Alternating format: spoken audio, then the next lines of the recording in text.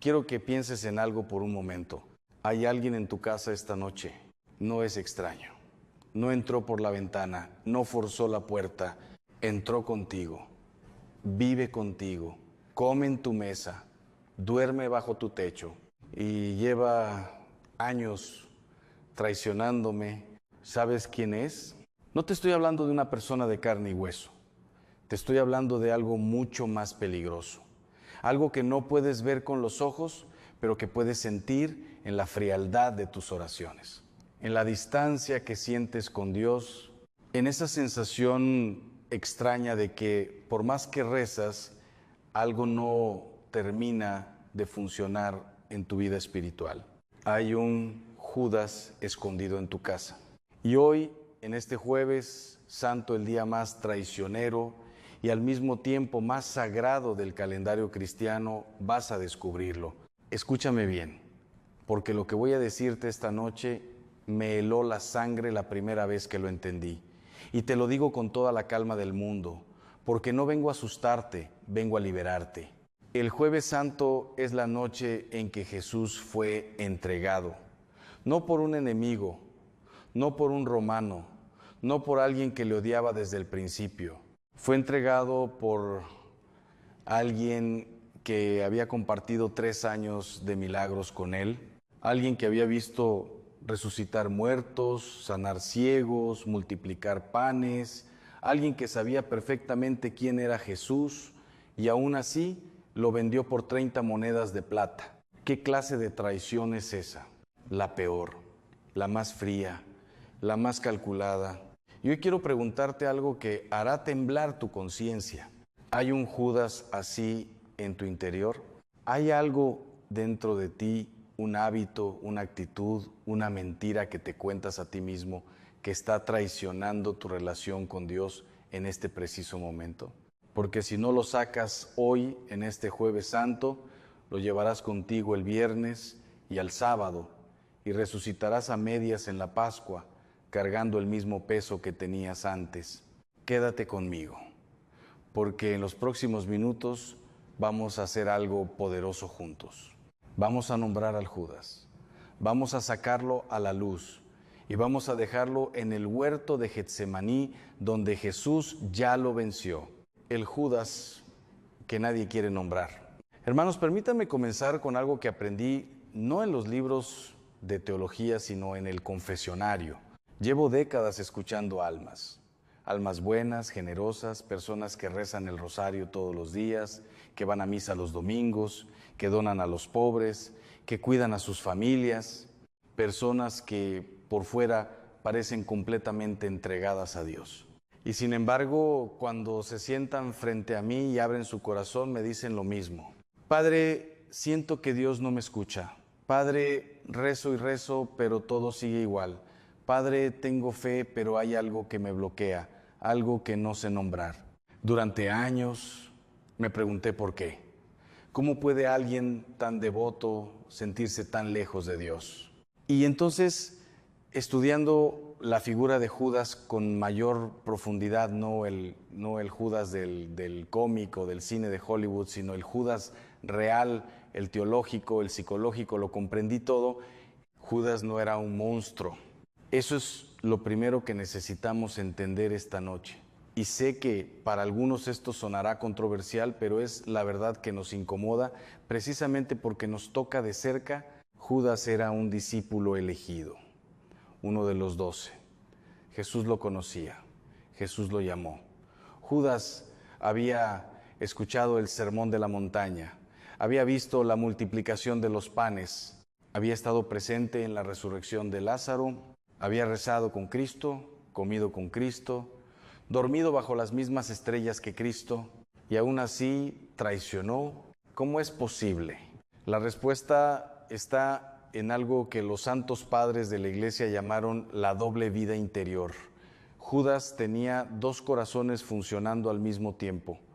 Uno que amaba a Jesús genuinamente y otro que amaba más su propio plan, su propio control, su propia visión de cómo debían funcionar las cosas. Judas quería a un Mesías poderoso que derrocará a Roma, un rey político, un militar liberador. Y cuando entendió que Jesús venía a hacer algo completamente diferente, a salvar el alma, no el territorio, algo en él se reveló, no lo hizo de golpe, fue gradual. Primero había una duda, luego una crítica, luego el robo silencioso de la bolsa común. Juan 12:6 nos dice que Judas era el tesorero y tomaba para sí. Y finalmente la traición. ¿Lo ves? El Judas no nació traidor, se fue construyendo el traidor decisión por decisión, en silencio, sin que nadie lo notara ni él mismo. Espera, antes de continuar necesito que te preguntes algo muy honesto. ¿Hay algún área de tu vida donde tú también estás siendo Judas, no con Dios quizás, sino contigo mismo, con tu familia, con tus valores más profundos? Quédate, porque esto se va a poner más íntimo todavía. Permítanme contarles algo personal. Tengo un amigo, un hombre profundamente bueno, padre de familia, cristiano practicante, lo conozco desde hace muchos años, lo he acompañado en algunos de los momentos más difíciles de su vida. Hace unos años atravesó una crisis matrimonial seria. No hubo infidelidad, no hubo violencia, pero hubo algo quizás más corrosivo, una traición silenciosa. Él me confió y lo hago con su permiso, guardando su nombre, que durante años había vivido con una mentira cómoda dentro de su matrimonio. Por fuera era el esposo presente, el padre comprometido, el hombre de la parroquia, pero por dentro guardaba resentimientos no resueltos, pequeños odios disfrazados de indiferencia y una frialdad emocional que fue matando lentamente el amor entre él y su esposa. Padre, me dijo llorando, yo nunca la traicionó con otra mujer, pero la traicioné cada día con mi silencio, con mi distancia, con mi corazón cerrado. Y cuando lo escuché pensé, este es exactamente el Judas del que nadie habla, no el de la película, no el del drama bíblico, el Judas cotidiano, el Judas doméstico, la traición que no hace ruido. Y lo más escalofriante es esto, él se consideraba un buen cristiano, iba a misa, rezaba, daba limosna, pero llevaba un Judas escondido en el corazón de su hogar y no lo había visto porque nadie le había puesto nombre. Eso es exactamente lo que quiero hacer contigo esta noche, ponerle nombre. Existen, según mi experiencia pastoral y teológica, 5 formas concretas en que el Judas interior se esconde en nuestras casas y en nuestros corazones. Esta noche vamos a recorrer las 5, una en cada parte de esta enseñanza, y voy a comenzar con la más común, la más invisible, la que casi nadie reconoce como traición, pero que Dios ve con total claridad, la traición de la tibieza. En el libro del Apocalipsis, capítulo 3, versículo 16, Dios dice algo aterrador, y uso esa palabra con precisión, algo que debería hacernos temblar.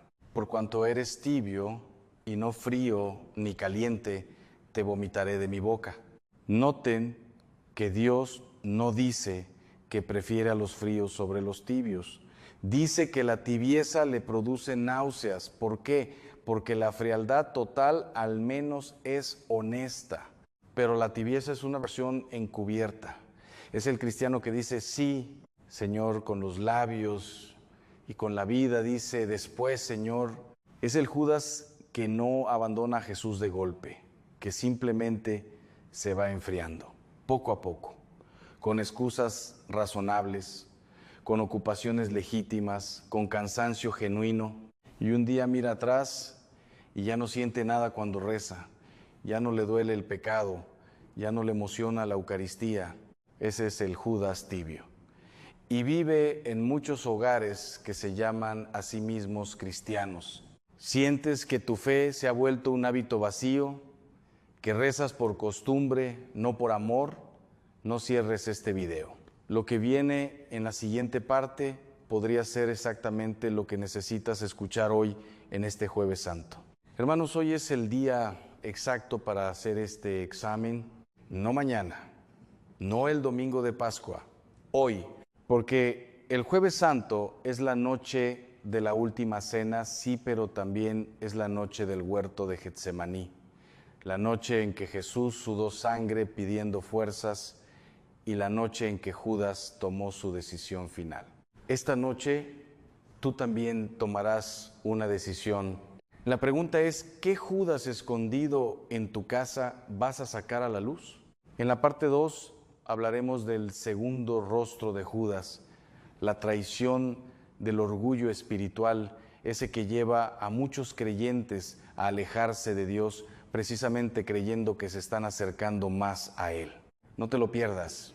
Hermanos, bienvenidos de nuevo. Si estás aquí, es porque algo en la parte 1 tocó una fibra dentro de ti. Quizás reconociste la tibieza, quizás sentiste esa incomodidad suave pero real que produce la verdad cuando aterriza en el lugar correcto del corazón. Bien, esa incomodidad es el Espíritu Santo trabajando, no la plagues. En esta segunda parte vamos a hablar de algo que en mis años de ministerio he encontrado en los lugares más inesperados, no en las calles, no entre los alejados de la fe, sino en los bancos de las iglesias, en los grupos de oración, en los seminarios, en las familias más devotas. Vamos a hablar del Judas del orgullo espiritual. Y antes de que digas, eso no es conmigo, Padre, espera, porque esa reacción inmediata de defensa ya es una pista. El orgullo que se disfraza de santidad, existe una paradoja terrible en la vida espiritual. Cuanto más crece una persona en la fe, cuanto más reza, cuanto más estudia la palabra, cuanto más se compromete con la iglesia, más expuesta queda a un peligro muy específico, muy sutil y extraordinariamente difícil de detectar. El peligro de creer que ya llegó. Los santos lo llamaban de distintas maneras. San Juan de la Cruz lo llamó la soberbia espiritual. Santa Teresa de Ávila advertía contra él constantemente en sus escritos. El Catecismo de la Iglesia lo sitúa como una de las formas más insidiosas del pecado capital de la soberbia, precisamente porque se camufla bajo apariencia de virtud.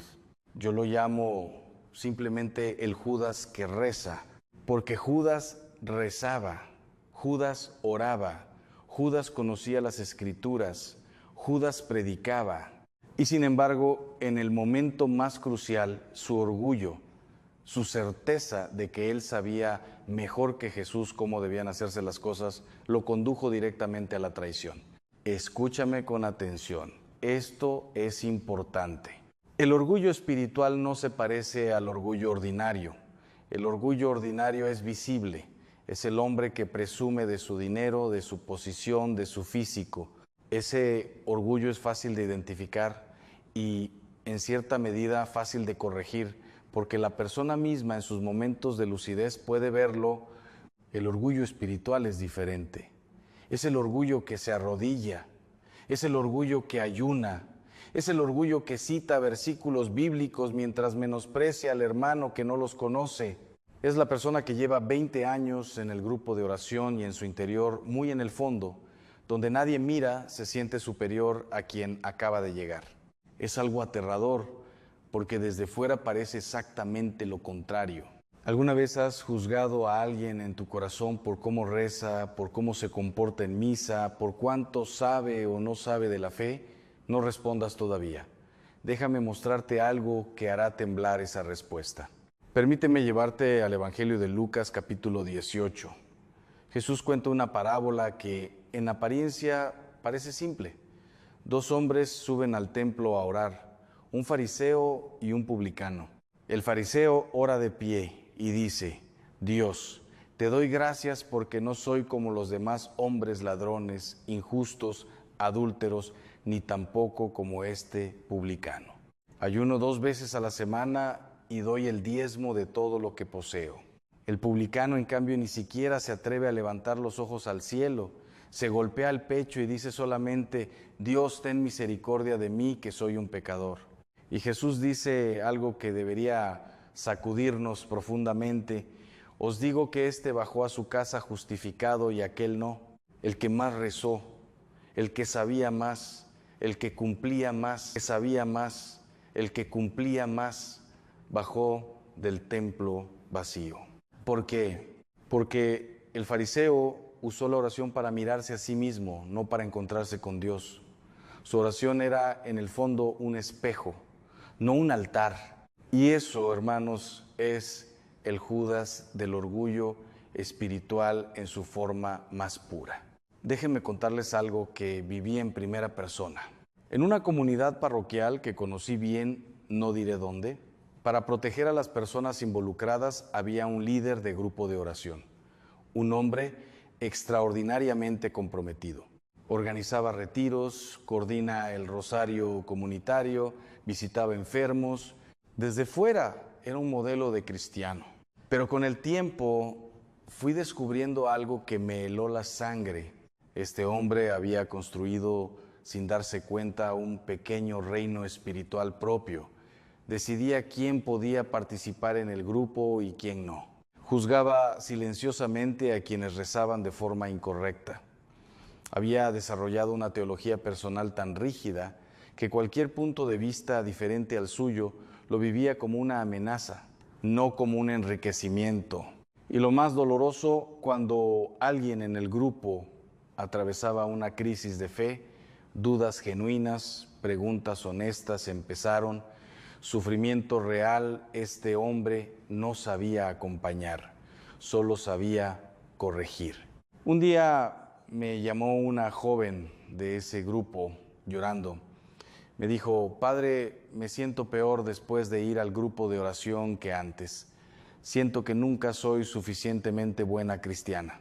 Cuando hablé con este líder, algo me sorprendió. No tenía mala intención. Genuinamente creía que estaba sirviendo a Dios, pero llevaba años alimentando un Judas interior que se había disfrazado de celo apostólico. Su orgullo espiritual había expulsado a una joven del camino de la fe.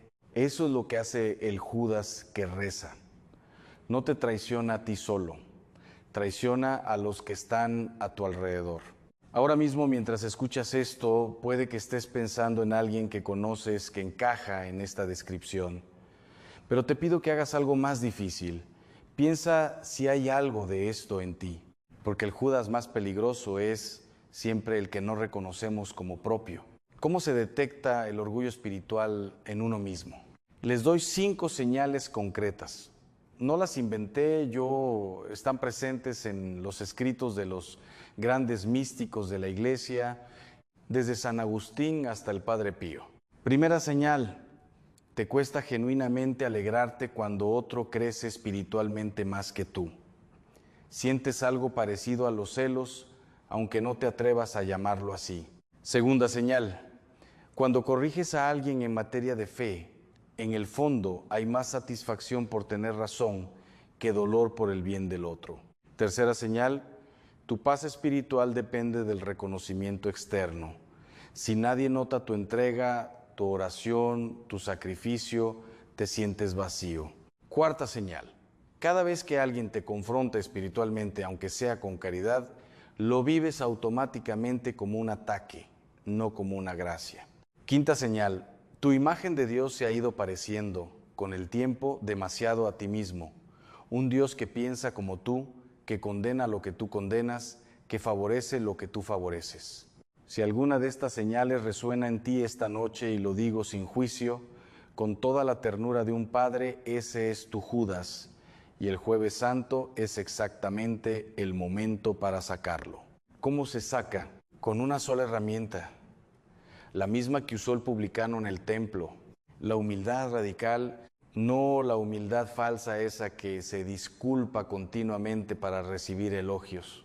La humildad verdadera, que es simplemente ver la realidad, que todo lo bueno que hay en nosotros viene de Dios y que sin Él no somos capaces ni de dar un paso en la dirección correcta. San Bernardo de Claraval decía: la humildad Es una virtud por la cual el hombre, conociéndose tal como es, se hace pequeño ante sus propios ojos. No pequeño ante los ojos del mundo, pequeño ante los propios ojos. Esa es la antítesis perfecta de Judas. Ese es el camino que lleva al publicano, no al fariseo, a bajar del templo justificado. En la parte 3 vamos a hablar de algo que pocas veces se menciona en los púlpitos, pero que destruye familias desde adentro. El tercer Judas escondido en tu casa, la traición del perdón no dado. Un rencor que llevas quizás desde hace años y que esta noche tiene nombre. Esta noche, antes de continuar, te pido que hagas una cosa muy sencilla. Coloca la mano sobre tu pecho, siente tu corazón latir y dile a Dios en silencio, con las palabras que salgan, no las perfectas, sino las tuyas, simplemente esto. Señor, muéstrame el Judas que llevo dentro, no el ajeno, el mío. Eso es todo. Esa oración dicha con honestidad esta noche de Jueves Santo puede cambiar más cosas en tu vida espiritual que años de devociones vacías. Hermanos, estamos en la mitad del camino de esta enseñanza. Y quiero que noten algo. Llevamos 2 partes hablando de Judas y en ningún momento hemos hablado de alguien externo a ustedes. No hemos hablado del vecino difícil, del jefe injusto, del familiar complicado. Hemos hablado de lo que vive dentro de nosotros. Eso es intencional, porque el Jueves Santo no es una noche para señalar a otros. Es una noche para mirarse al espejo con valentía y decir, ¿qué parte de Judas vive en mí? En la parte 1 hablamos del Judas de la tibieza, esa fe que se va enfriando sin hacer ruido. En la parte 2 hablamos del Judas del orgullo espiritual, el que reza con los labios, pero se endiosa con el corazón. Vamos a entrar. Hace muchos años, visitando a una familia en una situación de crisis espiritual seria, entré a una casa que por fuera parecía completamente normal. Limpia, ordenada, con imágenes religiosas en las paredes, un crucifijo en la entrada, una virgen en la sala, pero había algo en el ambiente que se sentía pesado, como si el aire mismo costara más respirarlo dentro de esa casa que fuera de ella. Cuando me senté con la familia y comenzamos a conversar, fui descubriendo la raíz de todo. La madre de familia, una mujer buena, creyente, que iba a misa todos los domingos, guardaba un rencor de 15 años contra su hermana, un rencor nacido de una herencia mal repartida, de palabras hirientes que nunca fueron reparadas, de una injusticia real y documentable. Y ese rencor guardado en silencio durante 15 años se había convertido en algo que ya no era solo tristeza o dolor. Se había convertido en una presencia, una oscuridad que impregnaba cada rincón de esa casa, cada dinámica familiar, cada oración que esa mujer intentaba elevar a Dios. Me dijo algo que me heló la sangre. Padre, cada noche rezo el Padre Nuestro y cada noche cuando llego a perdonar nuestras ofensas como nosotros perdonamos a los que nos ofenden, me detengo y no puedo decirlo porque sería mentira. Hermanos, esa mujer no era hipócrita, era honesta, más honesta que muchos que recitan esa oración sin pensar en lo que están diciendo. Pero llevaba 15 años con un Judas instalado en el centro de su vida espiritual. Y ese Judas se llamaba el rencor no perdonado. ¿Hay alguien en tu vida a quien no has perdonado? No alguien a quien debas perdonar en abstracto, alguien concreto, con nombre y apellido, cuyo recuerdo todavía te produce un nudo en el estómago. Quédate, lo que viene ahora es para ti. Necesito que entendamos algo teológicamente fundamental esta noche, porque hay una confusión enorme sobre el perdón que está destruyendo vidas espirituales. El perdón no es un sentimiento. Repito, el perdón no es un sentimiento. No es despertar una mañana y sentir calidez hacia quien te hizo daño. No es olvidar lo que ocurrió. No es minimizar la injusticia. No es decirle a la persona que lo que hizo estuvo bien. El perdón en la teología cristiana es una decisión de la voluntad. Es decir, elijo no dejar que lo que me hiciste siga teniendo poder sobre mi alma. Nada más y nada menos. Y aquí viene la parte que más me importa explicar esta noche, porque es la que cambia todo cuando se entiende de verdad. Cuando tú guardas rencor, cuando alimentas esa memoria herida, cuando revisas mentalmente una y otra vez la escena de la traición, cuando construyes argumentos para justificar tu odio, ¿a quién estás dañando? No a quien te hizo daño, a ti mismo. El veneno del rencor no enferma al que lo provocó, enferma al que lo guarda. San Agustín lo dijo con una precisión asombrosa hace 16 siglos. El resentimiento es como beber veneno y esperar que muera el otro. Y yo añado, es como llevar a Judas en el corazón y culpar a Jesús de que la casa huele mal. Déjenme contarles algo que viví más cerca aún. Tengo un familiar, alguien muy querido para mí, que atravesó una traición matrimonial devastadora. No voy a dar detalles por respeto a su intimidad. Pero fue una de esas situaciones en que la injusticia era objetiva, clara, innegable. Nadie que conocía la historia podría haber cuestionado su dolor. Durante años lo vi consumirse, no físicamente al principio, aunque eso llegó también después. Lo vi consumirse espiritualmente. Dejó de ir a misa no por incredulidad, sino porque le resultaba insoportable escuchar hablar de amor y misericordia cuando sentía que nadie había tenido misericordia con él. Dejó de rezar. No porque no creyera en Dios, sino porque en el fondo creo que también estaba enojado con Dios por haberlo dejado pasar. Y un día me llamó, eran las 3 de la madrugada, y me dijo algo aterrador. Ángel, ya no sé quién soy. Me desperté y no me reconocí. Llevo tanto tiempo odiando que ya no sé cómo ser yo sin ese odio. Ese momento me partió el alma, porque entendí que el rencor había hecho algo peor que robarle la paz. Le había robado la identidad. Se había instalado tan profundamente en su interior que ya no sabía dónde terminaba él y dónde comenzaba el veneno. Eso hace el Judas del rencor cuando no lo sacas. No solo contamina tu oración, te redefine, te rehace a su imagen. ¿Sientes que el dolor de una traición pasada te ha cambiado? ¿Que ya no eres la misma persona que eras antes de que eso ocurriera? Hay una salida y Jesús la recorrió esta misma noche, hace 2000 años, en un huerto llamado Getsemaní. Escúchame, volvamos al Jueves Santo, volvamos al huerto. Jesús sabe lo que viene, sabe que Judas está en camino, sabe que Pedro lo va a negar, sabe que todos van a huir. Y sin embargo, ¿qué hace? Ora, Padre, si es posible, que pase de mí este cáliz, pero no se haga mi voluntad, sino la tuya.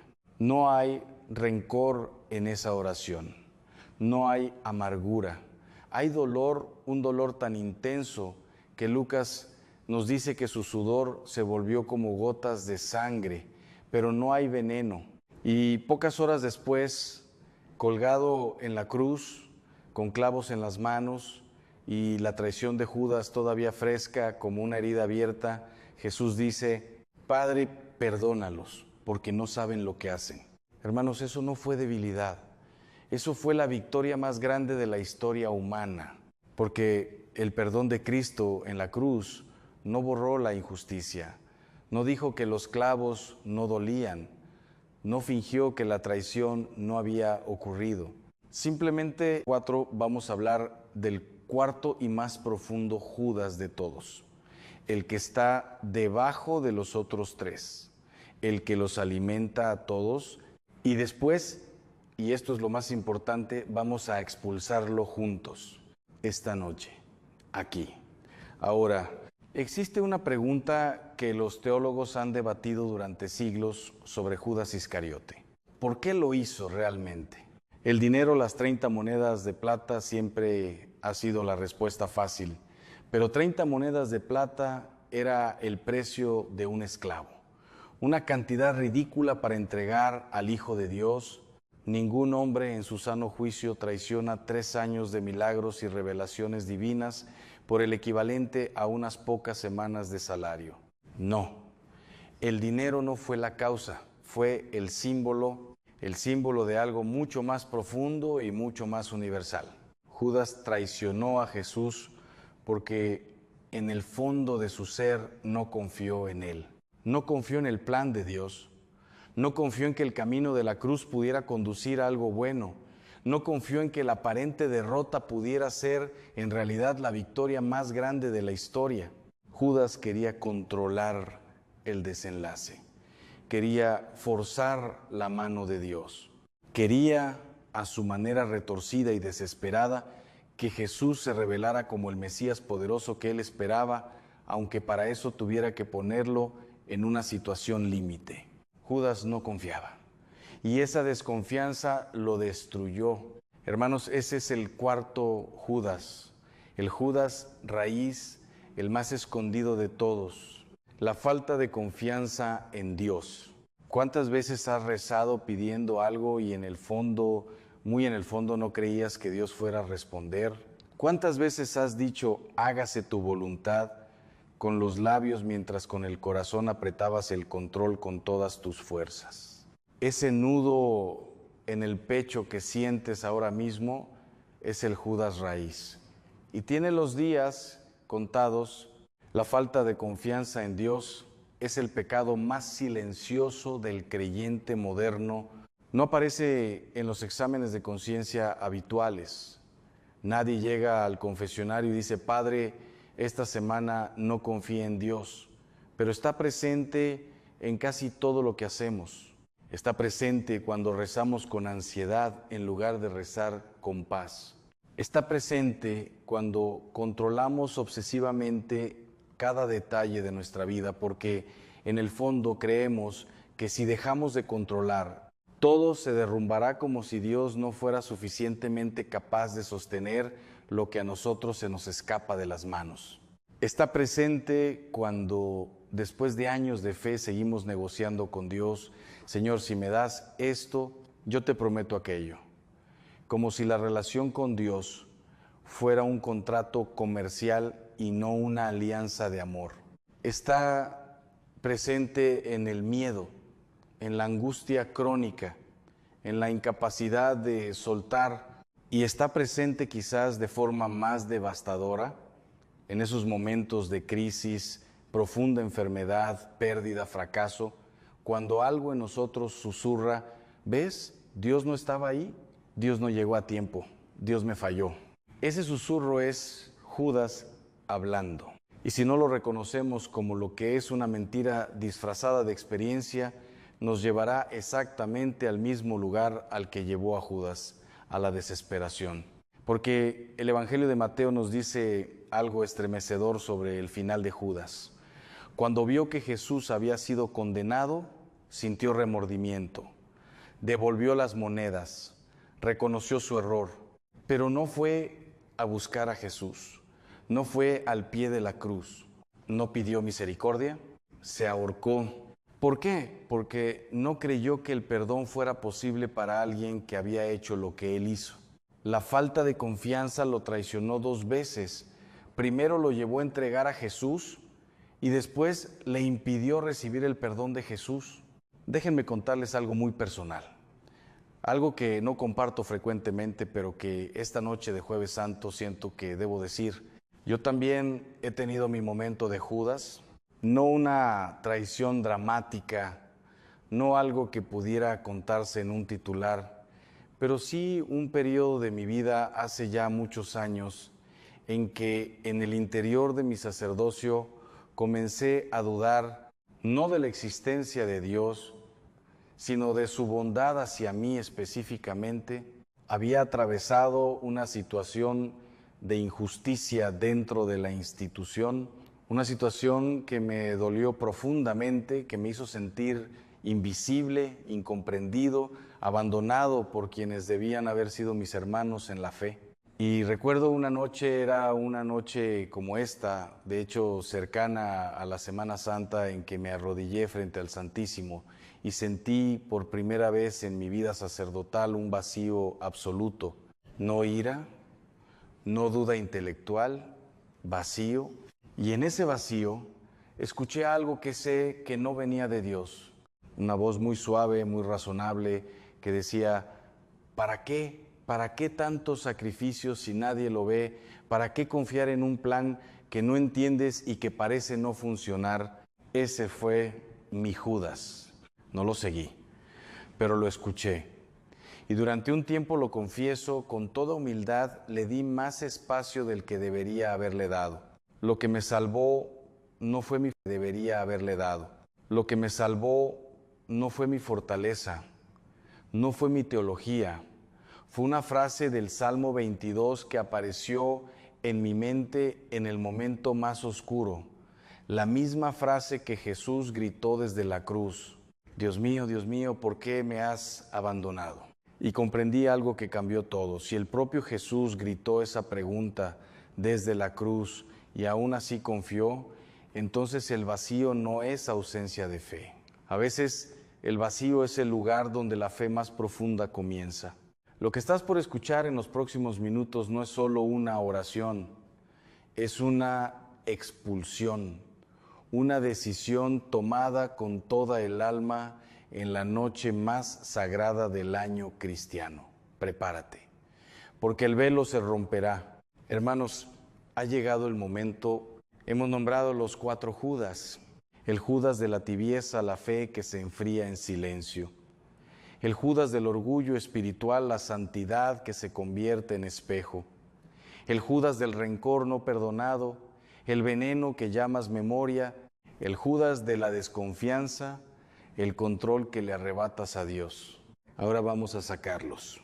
Quiero pedirte que hagas algo físico en este momento, algo que involucre tu cuerpo, no solo tu mente.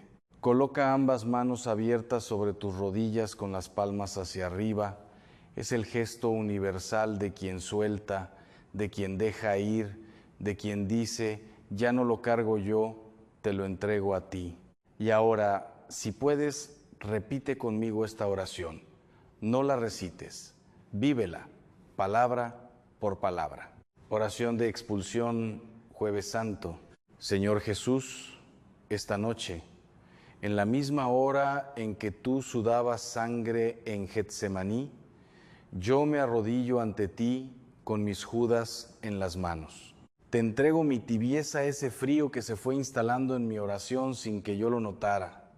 Te entrego mi orgullo espiritual, esa voz que me decía que ya sabía, que ya llegué, que ya era suficiente. Te entrego mi rencor, los nombres que guardé en el corazón como heridas abiertas. Te entrego mi desconfianza, ese miedo disfrazado de control que me impidió soltar en tus manos lo que mis manos no pueden sostener. No vengo con fuerzas, vengo vacío. No vengo con respuestas, vengo con preguntas. No vengo limpio. Vengo como el publicano, sin atreverme a levantar los ojos, pero confiando en que tú ves lo que nadie más ve. Sácame el Judas, Señor, el mío, el que lleva años viviendo en mi casa sin pagar renta, el que contamina mi oración, enfría mi amor y aleja a los que quiero. Que esta noche de Jueves Santo sea para mí lo que fue para ti, no el final, el comienzo. Amén. Si rezamos esta oración con el corazón, aunque fuera con dudas, aunque fuera con lágrimas, aunque fuera tartamudeando, algo acaba de cambiar en tu vida espiritual. No lo sentirás necesariamente ahora, pero lo verás. Con el tiempo lo verás. Hermanos, antes de despedirme esta noche, necesito decirles algo desde lo más profundo de mi corazón sacerdotal. Ustedes no llegaron a este video por casualidad. No existe la casualidad en el calendario de Dios. Si esta noche, en este Jueves Santo, algo te trajo hasta aquí, hasta estas palabras, hasta esta enseñanza, es porque hay algo en tu vida que está listo para ser transformado. No lo desperdicies. El Viernes Santo viene mañana y con él la cruz. Y después del viernes el sábado de silencio. Y después del sábado la resurrección, pero la resurrección plena, la que cambia vidas, la que restaura familias, la que sana almas, solo llega cuando hemos tenido el valor de soltar los Judas que cargamos.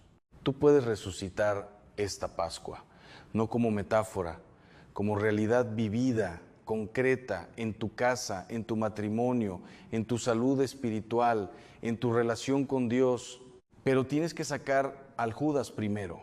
Hermanos, si esta enseñanza tocó algo en tu alma esta noche, si hubo un momento en que sentiste que alguien finalmente nombraba lo que tú llevabas años sin poder nombrar, entonces te pido 3 cosas pequeñas que tienen un impacto enorme. Primera, suscríbete a este canal. No lo hagas por mí, hazlo por ti, porque hay más enseñanzas como esta esperándote. Enseñanzas sobre liberación, sobre oración profunda, sobre cómo pelear y ganar las batallas espirituales que nadie te enseñó a pelear. Ese botón de suscripción es tu decisión de decirle a Dios, quiero seguir creciendo. Segunda, comparte este video. Piensa ahora mismo en una persona, solo una, que necesita escuchar esto esta noche. Un familiar que lleva años cargando un rencor, un amigo que se alejó de la fe, alguien que reza pero siente que Dios no escucha. Compártelo con esa persona. No sabes lo que una semilla plantada en el momento correcto puede hacer en el corazón de alguien. Tercera, y esta es la más importante para mí, déjame tu comentario aquí abajo. No cualquier comentario, tu historia. Cuéntame qué Judas reconociste esta noche en tu vida. Cuéntame qué llevas cargando. Cuéntame por qué llegaste a este video hoy. Porque yo leo cada comentario y oro por cada persona que comparte su carga aquí, personalmente. Con nombre, aunque sea solo el nombre que escribes en pantalla ante el Santísimo. No estás solo en esto. Nunca lo has estado. Esta noche, en este Jueves Santo, mientras el mundo duerme, mientras las iglesias guardan vigilia ante el Santísimo expuesto, yo quiero que sepas algo que espero que no olvides jamás.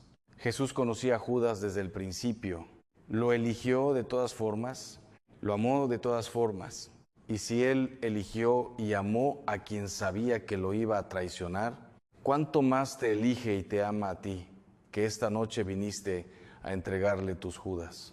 Que Dios les bendiga, que esta Pascua sea para cada uno de ustedes el comienzo de algo que todavía no tienen palabras para describir. Feliz Jueves Santo, hermanos. Los llevo. Quiero que escuches esto con mucha atención, porque lo que estoy a punto de contarte me heló la sangre. No es una parábola, no es una metáfora teológica. Es algo que ocurrió de verdad, algo que yo mismo no podía explicar con palabras humanas y que durante semanas cargué en silencio porque no sabía si el mundo estaba listo para escucharlo. Hay fechas en la historia que no son casuales. Hay momentos en que el cielo marca con fuego invisible y el 15 de abril es una de esas fechas. Sé que ahora mismo hay alguien viendo este video que está pasando por algo que no puede explicar, una angustia sin nombre, una sensación de que algo está a punto de cambiar, un peso en el pecho que ni el sueño, ni el trabajo, ni la familia han podido quitar. Eso que sientes no es tuyo, es una señal. Jesús habló y pocos escucharon. No lo digo para alarmar, lo digo porque es mi deber como sacerdote, como teólogo y como alguien que ha estado frente a frente con las fuerzas más oscuras que existen en este mundo, decirte la verdad aunque duela, aunque haga temblar. En los últimos meses he recibido testimonios de personas creyentes, personas de fe profunda que han experimentado sueños idénticos, visiones repetidas, palabras que llegan en la madrugada como si alguien las susurrara desde el otro lado del velo.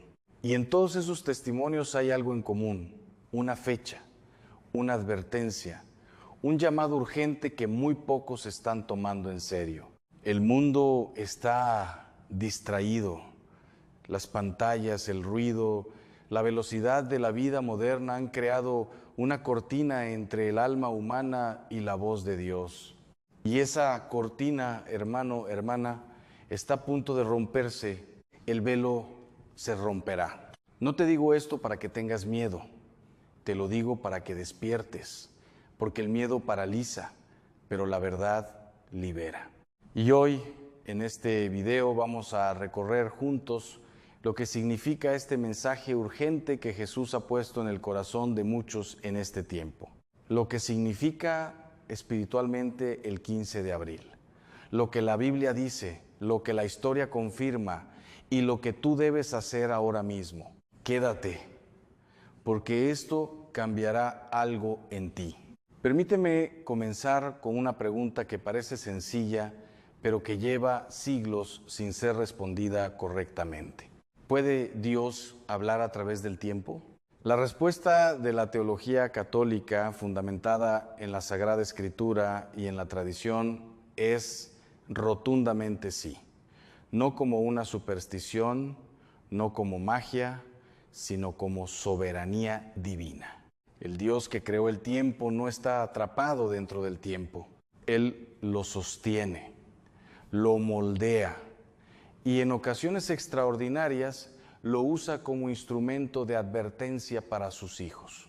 En el libro de Amós, capítulo 3, versículo 7, está escrita una de las frases más poderosas y menos citadas de toda la Escritura. Porque no hará nada el Señor Dios, sin que revele su secreto a sus siervos los profetas. Dios avisa, siempre ha avisado. La pregunta no es si Él habla, la pregunta es, ¿estamos escuchando? La naturaleza espiritual de las fechas. Cuando era joven seminarista, recuerdo que uno de mis profesores de teología, un hombre de cabello blanco y mirada profunda, nos dijo algo que no olvidaré jamás. Nos dijo, jóvenes, no cometa el error de creer que el calendario humano y el calendario divino son la misma cosa.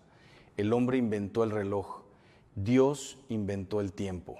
En la tradición judía, de la cual bebe toda la fe cristiana, las fechas tienen un peso sagrado. No es casualidad que la Pascua ocurriera en una fecha específica. No es casualidad que Pentecostés, la venida del Espíritu Santo, ocurriera en un día señalado del calendario hebreo. No es casualidad que el mismo Jesús, el Verbo encarnado, cumpliera cada profecía en el momento exacto que el Padre había determinado desde antes de la fundación del mundo. Las fechas importan. Y el 15 de abril lleva consigo un peso espiritual que pocos se han detenido a examinar con seriedad lo que me sucedió a mí. Debo ser honesto contigo, y la honestidad a veces cuesta. Hace algunos años, no diré exactamente cuándo, para proteger la intimidad de ciertas personas involucradas, me encontraba acompañando a un matrimonio joven de mi parroquia. Eran personas buenas, trabajadoras, de fe sincera, pero habían caído en una sequía espiritual terrible. La mujer había dejado de orar, el marido se había distanciado de los sacramentos, sus hijos vivían en un hogar donde, aunque no había violencia ni pobreza, había un silencio espiritual que me preocupaba profundamente. Un día, la esposa, llamémosla María, por discreción me llamó muy temprano por la mañana, lloraba. Me dijo que había tenido un sueño perturbador, un sueño en el que veía una fecha escrita en fuego sobre las paredes de su casa, una fecha que ella no entendía, una fecha que la había llenado de una angustia inexplicable. Esa fecha era el 15 de abril. Me quedé en silencio al otro lado del teléfono, porque no era la primera vez que escuchaba esa fecha. Semanas antes, un hombre mayor de mi comunidad, un hombre que no conocía a María ni a su familia, me había contado algo casi idéntico. Y antes de eso había recibido una carta de un sacerdote amigo mío en otra ciudad, donde me contaba que varios feligreses suyos habían tenido sueños similares. Algo estaba ocurriendo y yo no podía ignorarlo. Sé que en este momento hay algo dentro de ti que está reaccionando a estas palabras. Quizás un escalofrío, quizás una memoria, quizás una fecha que tú mismo has tenido en la mente sin saber por qué. No cambies el video. Lo que voy a explicarte ahora es exactamente lo que necesitas escuchar. El 15 de abril, en la historia y en la fe, analicemos esto con calma y con rigor como corresponde. El 15 de abril, en términos del calendario litúrgico y de la historia sagrada, tiene múltiples capas de significado. Dependiendo del año, esta fecha cae cerca o dentro de la Semana Santa, el período más sagrado del año cristiano. Es el tiempo en que la Iglesia conmemora la pasión, muerte y resurrección de Jesucristo. Es, teológicamente hablando, el corazón del tiempo. Pero hay algo más. En el año 2025, el Viernes Santo, el día de la crucifixión, cayó precisamente el 18 de abril, lo que coloca el inicio de esa semana sagrada exactamente alrededor del 13 al 15 de abril. Y en 2026, año en que este mensaje llega a ti, el 15 de abril es Miércoles Santo. El día en que, según los evangelios, Judas fue a los sumos sacerdotes y acordó traicionar a Jesús por 30 monedas de plata. El día de la traición, no estoy diciendo que esto sea una coincidencia menor. Estoy diciendo que para quien tiene oídos espirituales, el mensaje es claro. Hay una traición que se está gestando en el mundo espiritual. Una traición no de Judas, sino de millones de almas que conocen a Cristo y lo están abandonando silenciosamente. Que han cambiado la oración por el entretenimiento, que han cambiado los sacramentos por la comodidad, que han cambiado la cruz por el sofá. Y Jesús, que conoce cada corazón, está advirtiendo la voz que pocos quieren escuchar. Uno de los errores más graves del cristiano moderno es creer que las advertencias de Dios son castigos. No lo son, son misericordias. Cuando un padre ve que su hijo se acerca al fuego, no se queda callado. Grita, no porque quiera enterrarlo, sino porque lo ama. La advertencia es el amor. Jesús, en el Evangelio de Lucas capítulo 21, describe señales de tiempos convulsos, no para que sus discípulos huyan aterrorizados, sino para que levanten la cabeza. Esa es la instrucción. Cuando comiencen a suceder estas cosas, erguíos y levantad vuestra cabeza, porque vuestra redención está cerca. La advertencia no es el fin. La advertencia es la invitación al despertar. Y tú, que estás viendo este video hoy, no llegaste aquí por accidente. En la próxima parte vamos a explorar lo que la Biblia dice específicamente sobre los mensajes urgentes en tiempos de crisis y lo que debes hacer tú en este momento para proteger tu alma, tu familia y todo lo que amas. No te vayas. Lo más importante está por venir. Si llegaste hasta aquí, quiero que sepas algo. No fue casualidad. Hay personas que comenzaron este video y lo cerraron. Algunos tenían miedo de escuchar la verdad, pero tú seguiste. Y eso, espiritualmente hablando, ya es una decisión. Sigue escuchando. Lo que viene ahora hará temblar algo muy profundo dentro de ti. El silencio que ensordece. Hay un fenómeno que he observado a lo largo de mis años de ministerio, en confesionarios, en hospitales, en hogares rotos y en los rostros de personas que llegan a mí después de haber tocado fondo. Y ese fenómeno se llama el silencio de Dios mal interpretado. Cuando Dios no habla de la manera que esperamos, con truenos, con señales evidentes, con milagros espectaculares, el ser humano moderno concluye rápidamente que Dios no está, que no escucha, que quizás nunca existió, pero eso es un error gravísimo, un error que tiene consecuencias eternas. El silencio de Dios no es ausencia, es pedagogía divina. En el primer libro de los Reyes, capítulo 19, el profeta Elías está exhausto, perseguido, al borde del colapso emocional y espiritual, pide morir. Y Dios no le responde con fuego, no le responde con terremoto, no le responde con viento huracanado. La Escritura dice algo que me parece de una belleza teológica insuperable. Y tras el fuego, una voz de suave silencio. Una voz de suave silencio. Dios estaba hablando todo el tiempo, pero Elías, en medio del ruido de su propio miedo, no podía escuchar. Solo cuando se detuvo, solo cuando se rindió, solo cuando dejó de correr, solo entonces la voz llegó. Eso mismo le está pasando a una generación entera hoy. Lo que la Biblia dice sobre los tiempos de advertencia. Quiero llevarlos a un texto que muchos conocen, pero pocos han meditado en su profundidad real. Es el Evangelio de Mateo, capítulo 24. Jesús está sentado en el Monte de los Olivos. Sus discípulos se acercan y le hacen una pregunta que, si somos honestos, es la misma que todos nosotros llevamos en el corazón. ¿Cuándo sucederán estas cosas y cuál será la señal de tu venida y del fin del mundo? Y Jesús responde. Pero fíjense cómo responde. No da una fecha, no dice un número, no dibuja un calendario. En cambio, da algo infinitamente más valioso. Da señales del estado del alma humana. Habla de engaños, habla de guerras y rumores de guerras. Habla de naciones levantándose contra naciones, habla de hambre, de pestes, de terremotos, pero luego dice algo que casi siempre se pasa por alto. Y debido al aumento de la maldad, el amor de muchos se enfriará. El amor se enfriará. No dice que desaparecerá, dice que se enfriará, como una brasa que nadie sopla, como un fuego que nadie alimenta. Y eso, hermanos, es exactamente lo que estamos viendo hoy.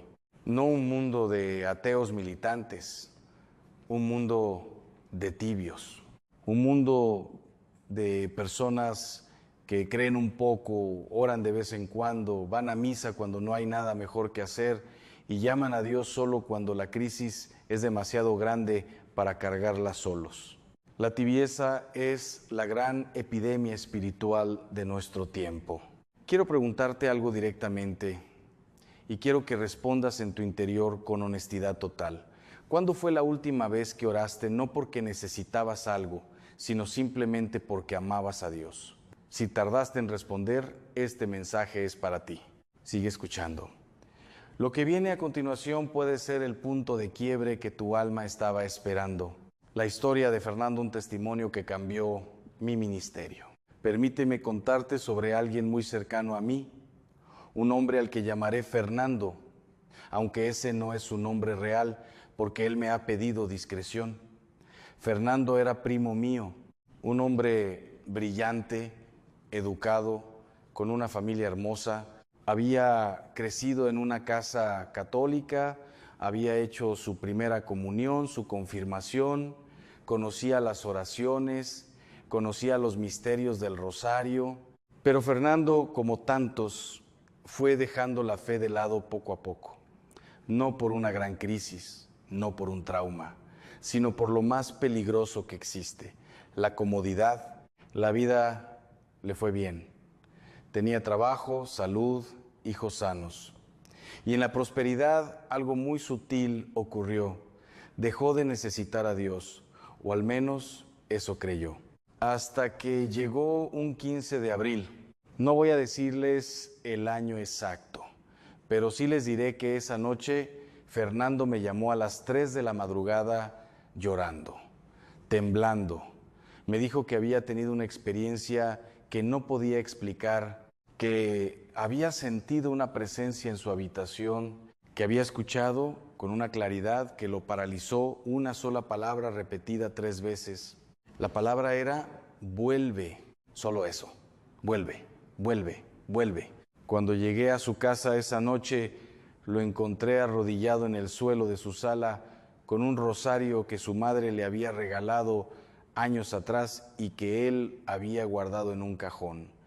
No recordaba cómo rezarlo, pero lo sostenía con las dos manos como si fuera lo único real en el mundo. Eso es lo que hace la voz de Dios cuando finalmente rompe el silencio. No argumenta, no hay debate, no da largas explicaciones teológicas, dice una sola palabra que llega directo al centro del alma, vuelve el mensaje urgente y su estructura espiritual. Ahora bien, quiero hablar con precisión teológica sobre lo que significa un mensaje urgente de Jesús. Porque en el mundo católico y también en ciertas corrientes evangélicas existe una tendencia muy peligrosa a desnacionalizar las advertencias divinas, a convertirlas en espectáculo, a usarlas para generar miedo sin ofrecer solución. Eso no es lo que estoy haciendo aquí y no es lo que la Iglesia enseña. Un mensaje urgente en la tradición espiritual católica tiene siempre tres componentes esenciales. El primero es el diagnóstico. Dios señala con claridad el estado en que se encuentra el alma, la familia o la sociedad. El segundo es la advertencia. Indica las consecuencias de continuar por ese camino. Y el tercero, y más importante, es la invitación. Siempre, sin excepción, el mensaje de Dios termina con una puerta abierta, con una oportunidad de conversión. Nunca es solo condena. Siempre es misericordia disfrazada de urgencia. Y el mensaje que Jesús envía en este tiempo, el que está resonando en sueños y en corazones, en oraciones y en silencios, tiene exactamente esa estructura. Hay un diagnóstico que es doloroso escuchar, hay una advertencia que hace temblar, pero hay también una invitación que, si la aceptas hoy, puede cambiar el curso de tu vida para siempre. Lo que estoy a punto de revelar en la siguiente sección es lo que más me costó poner en palabras, porque toca algo que todos sabemos, pero nadie quiere decir en voz alta. Si sientes que este video te está hablando directamente a ti, no es coincidencia. Es exactamente eso, un mensaje directo. No te muevas, el diagnóstico que nadie quiere escuchar. Con toda la caridad pastoral que tengo, debo decirte algo que quizás nadie en tu vida te ha dicho con esta claridad. El mayor peligro espiritual que enfrentas hoy no es el diablo, eres tú mismo. El diablo no puede destruir un alma que está unida a Dios. No tiene ese poder. Lo que sí puede hacer, y lo hace con una habilidad aterradora, es convencerte de que no necesitas a Dios, de que puedes manejarlo solo, de que ya eres suficientemente bueno, de que la fe es para los débiles, para los mayores, para otro momento de la vida. Esa mentira susurrada con suavidad durante años es lo que enfría el amor, es lo que apaga la brasa, es lo que convierte a un hijo de Dios en un extraño en la casa de su Padre. Y Jesús, que te ve desde donde tú no puedes ver, te está advirtiendo: el tiempo de la tibieza está llegando a su límite. No porque Él quiere castigarte, sino porque te ama demasiado para dejarte dormir. Vamos a hablar sobre lo que debes hacer concretamente, las armas espirituales que tienes a tu disposición en este momento. Y por qué el 15 de abril, lejos de ser una fecha de terror, puede convertirse en el día más importante de tu vida espiritual. No te vayas, lo más poderoso está por venir. Permíteme decirte algo antes de continuar. Hay personas que han llegado hasta aquí y están llorando sin saber exactamente por qué. Hay personas que sienten un nudo en el pecho que no tenían cuando comenzaron este video. Eso no es casualidad.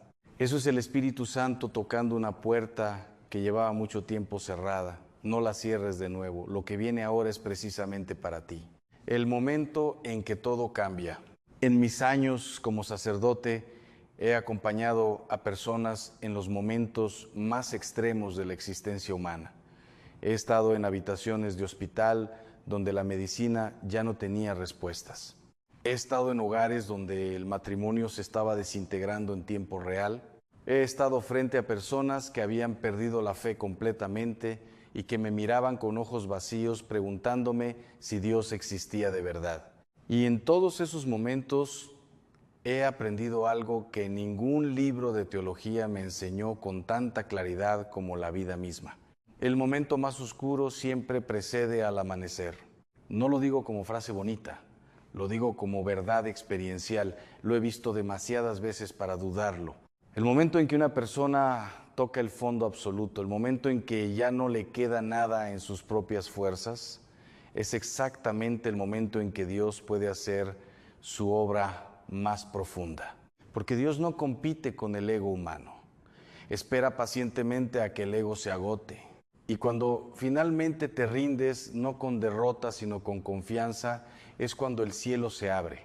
Lo que significa estar en guerra sin saberlo. Quiero hablar ahora sobre algo que en la teología católica se llama guerra espiritual y que en el mundo moderno ha sido o completamente ignorado o grotescamente exagerado. La guerra espiritual no es lo que las películas de terror muestran. No es necesariamente levitaciones, ni voces guturales, ni cruces que se doblan. Esas manifestaciones existen, yo las he presenciado y son aterradoras, pero son la excepción, no la regla. La guerra espiritual cotidiana, la que afecta al 99% de las personas, se parece mucho más a esto. Una madre que se levanta cada mañana con una angustia inexplicable que no sabe de dónde viene.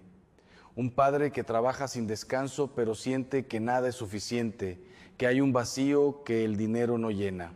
Un joven que tiene todo lo que la sociedad define como éxito pero que en la madrugada llora sin saber por qué.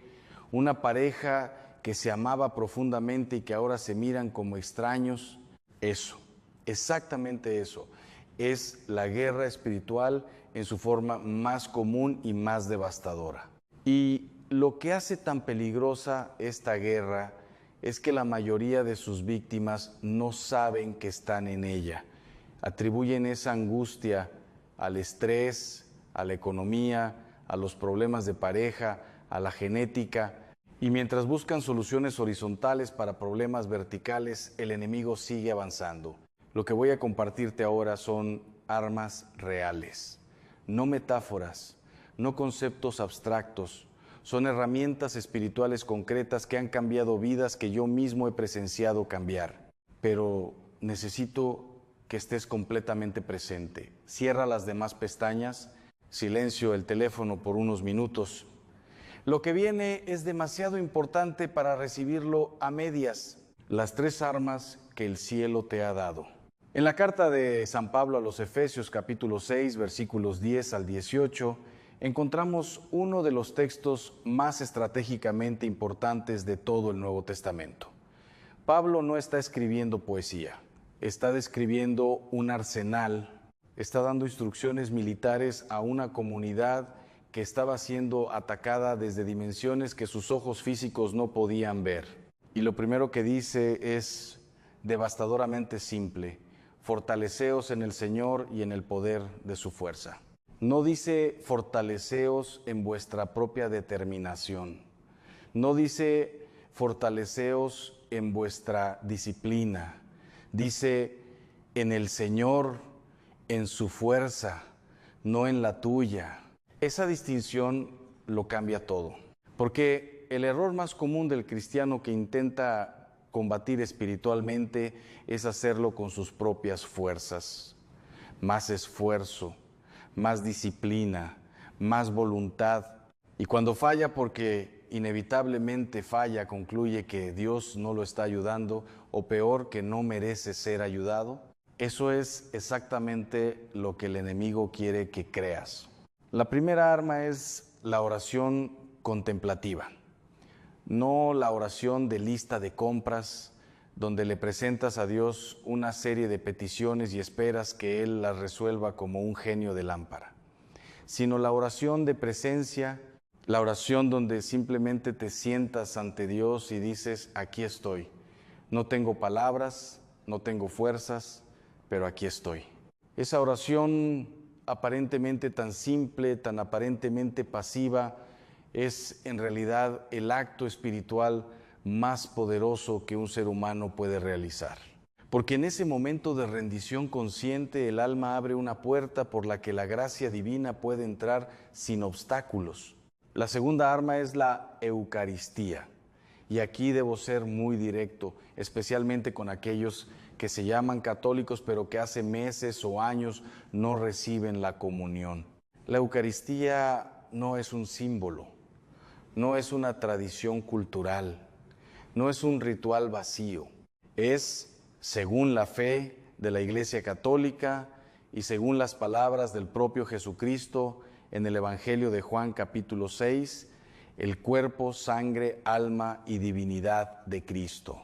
Es Dios mismo haciéndote alimento para tu alma. Cuando yo acompaño a personas que están en situaciones de guerra espiritual severa, lo primero que les prescribo no es un exorcismo, es la Eucaristía más frecuente, es la confesión, son los sacramentos, porque los sacramentos son los canales normales y ordinarios por los cuales la gracia de Dios llega al alma humana. Y un alma que está nutrida sacramentalmente tiene una resistencia espiritual que el enemigo no puede penetrar fácilmente. La tercera arma es la palabra de Dios meditada, no leída como se lee un periódico, meditada, masticada, dejada caer en el corazón como lluvia sobre tierra seca. El Salmo 91, que en la tradición de la Iglesia ha sido siempre considerado el Salmo de la protección divina, dice: el que habita al abrigo del Altísimo morará bajo la sombra del Omnipotente.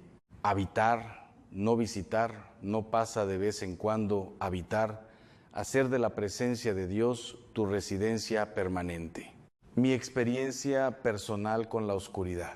Debo contarles algo que muy pocas veces he compartido públicamente. Hace varios años, en el periodo más intenso de mi ministerio de liberación, pasé por lo que los místicos llaman la noche oscura del alma. No fue una crisis de fe en el sentido intelectual. Yo seguía creyendo todo lo que la Iglesia enseña, pero había perdido el sentimiento de la presencia de Dios. Oraba y sentía que mis palabras chocaban contra el techo y caían al suelo. Celebraba la misa y me sentía mecánico, vacío, como un actor recitando un guión. Fue el periodo más aterrador de mi vida sacerdotal. Y en ese tiempo, recuerdo una noche en particular, no diré la fecha exacta, pero sí diré que era en abril, en que me arrodillé ante el Santísimo Sacramento y simplemente lloré sin palabras, sin peticiones, solo lágrimas. Y en ese silencio absoluto escuché algo, no con los oídos físicos, sino con esa parte del alma que los teóricos de la mística llaman el apex mentis, la cúspide del espíritu. Una voz tranquila, serena, que decía: no te he abandonado, solo estoy trabajando en las profundidades donde tú no puedes ver. Eso fue todo, pero fue suficiente para cambiar todo.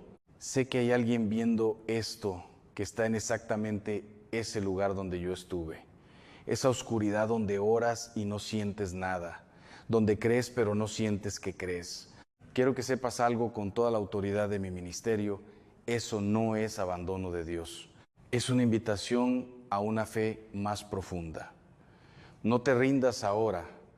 Lo que Dios está construyendo en ti en este momento de oscuridad es más grande de lo que puedes imaginar. El 15 de abril como oportunidad, no como amenaza. Quiero reencuadrar algo que hemos estado explorando a lo largo de este video, porque sería un error gravísimo de mi parte dejarte con miedo como única respuesta a esta fecha. El 15 de abril no es una fecha de condena, es una fecha de confrontación amorosa. Cuando Jesús advierte, no lo hace como un juez que pronuncia sentencia, lo hace como un médico que te dice: esta herida que estás ignorando, si no la tratas ahora, se va a infectar. La advertencia es el diagnóstico. El diagnóstico es el primer paso hacia la sanación. Y lo que el cielo está diciendo en este tiempo con una urgencia que no tiene precedente en mi experiencia personal de ministerio es esto. Es tiempo de volver, es tiempo de despertar, es tiempo de tomar en serio lo que siempre supiste que era lo más importante y que la vida cotidiana fue empujando hacia los márgenes. Tu fe, tu familia, tu alma, no mañana. No cuando las condiciones sean perfectas, no cuando resuelvas todos los problemas pendientes. Ahora, porque el lujo del tiempo ilimitado es una ilusión que el enemigo ha vendido con extraordinario éxito a esta generación. Y Jesús, que conoce el final desde el principio, está diciendo con amor pero con urgencia, el momento es ahora. Vamos a hablar sobre el paso concreto que debes dar hoy. La oración específica que necesitas hacer y el compromiso que puede cambiar no solo tu vida, sino la de todos los que te rodean. No te pierdas la conclusión. Es el momento más importante de todo este video. Has llegado hasta aquí y eso no es un detalle menor. Mientras este video se reproducía, millones de personas en el mundo estaban mirando otras cosas.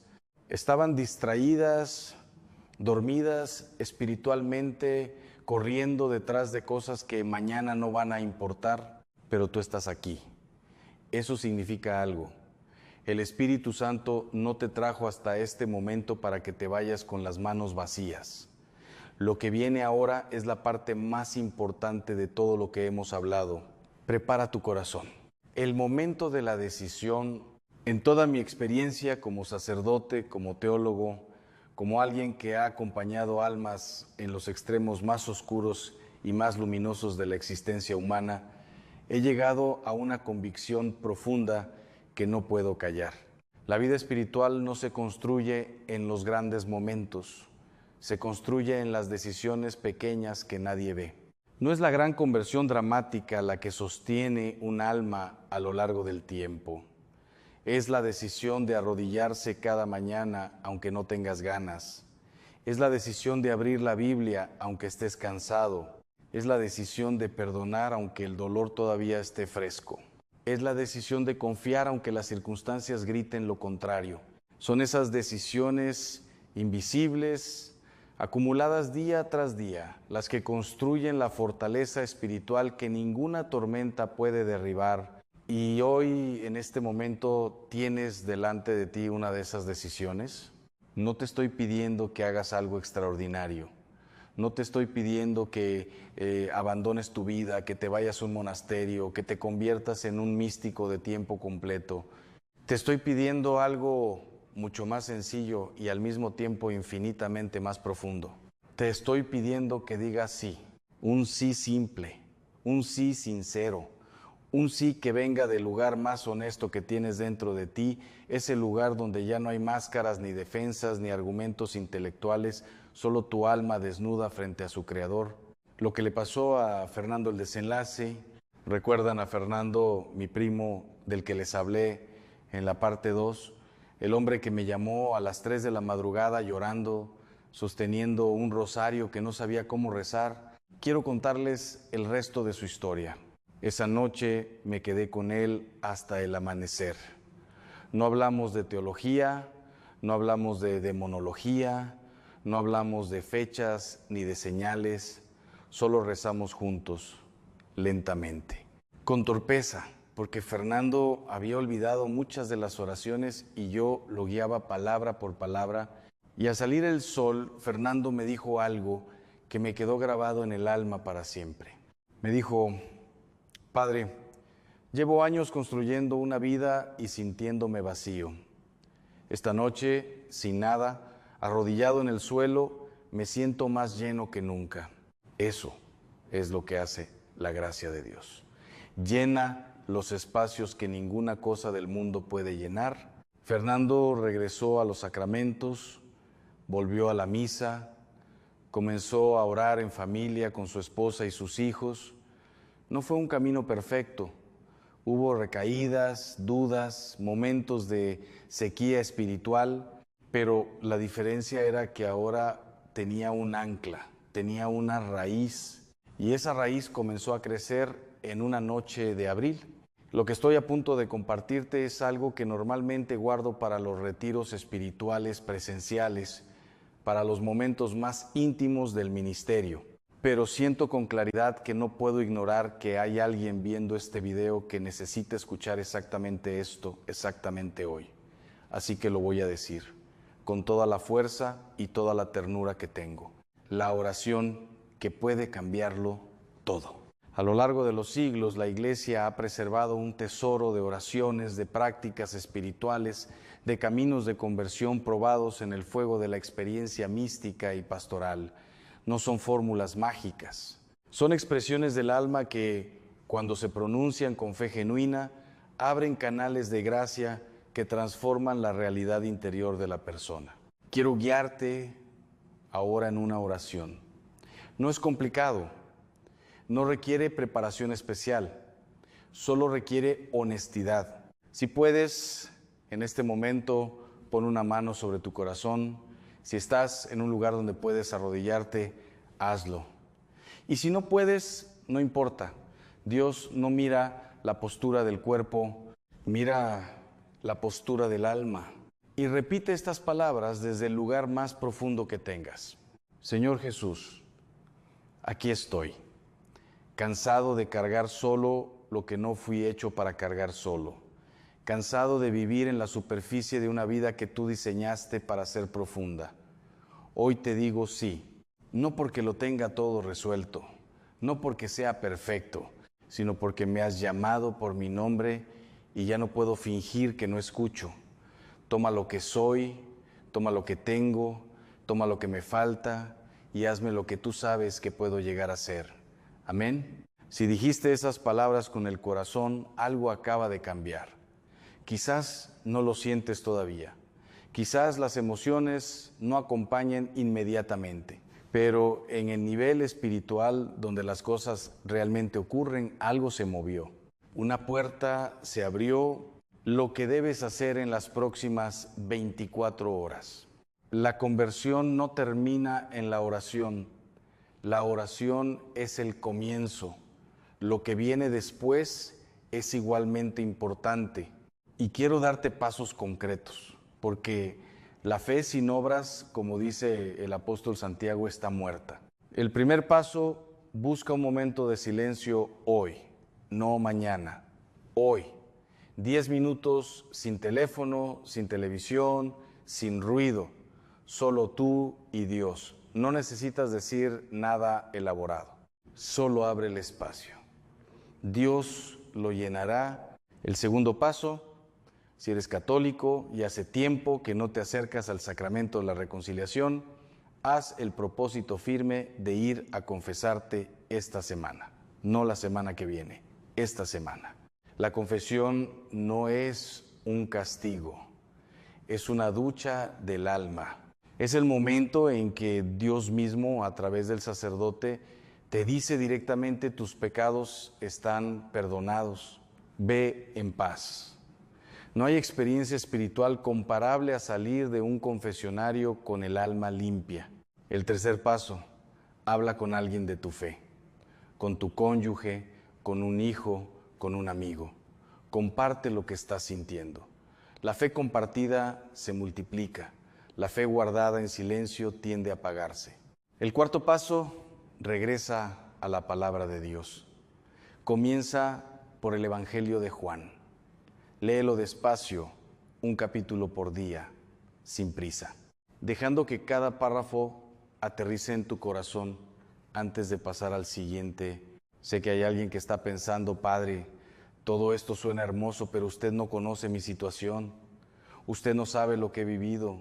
Usted no sabe lo que me han hecho, lo que he perdido, lo que me han roto. Y tienes razón. No conozco los detalles de tu historia, pero conozco a alguien que sí los conoce, cada uno, sin excepción. Y ese alguien es precisamente el que te envió este mensaje hoy. Escucha lo que viene.